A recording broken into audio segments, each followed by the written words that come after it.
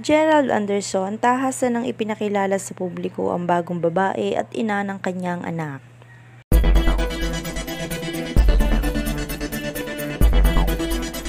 Tahasan ng isinapubliko ni Gerald Anderson ang matagal ng usap-usapan at bagong yugto sa kanyang buhay pag-ibig.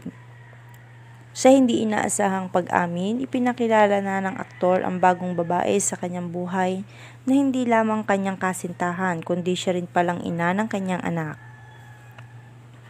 Sa isang press conference na ginanap kamakailan, buong tapang na humarap si Gerald Anderson sa mga miyembro ng media at kinumpirma ang matagal ng mga bulong-bulungan tungkol sa pagiging isang ama nito.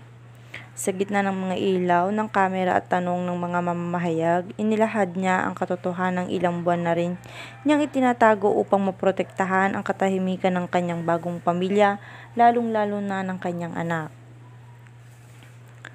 Panahon na siguro para ipakita ko sa inyo ang totoong kaligayahan ko. Aniya, sabayan niya sa isang babae na tahimik, ngunit may halatang aura ng pagkabighani.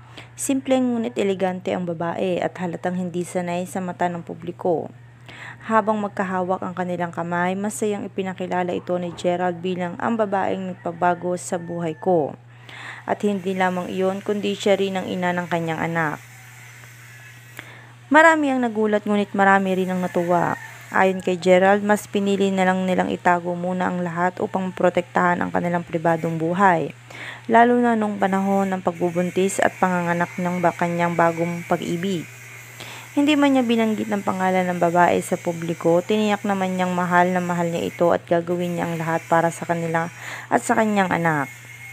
Dagdag pa ng aktor, hindi ito madali para sa akin bilang isang public figure. Pero gusto kong itama ang panahon, hindi ko na kayang itago pa ang kasiyahan meron ako ngayon. Proud akong sabihin na isa na akong ama.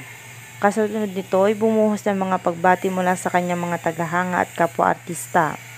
Bagamat may mga ilang hindi maiwasang magbigay ng kanilang opinyon, mas nangibabaw pa rin ang suporta sa kanyang desisyong ipaglaban ang kanyang bagong pamilya.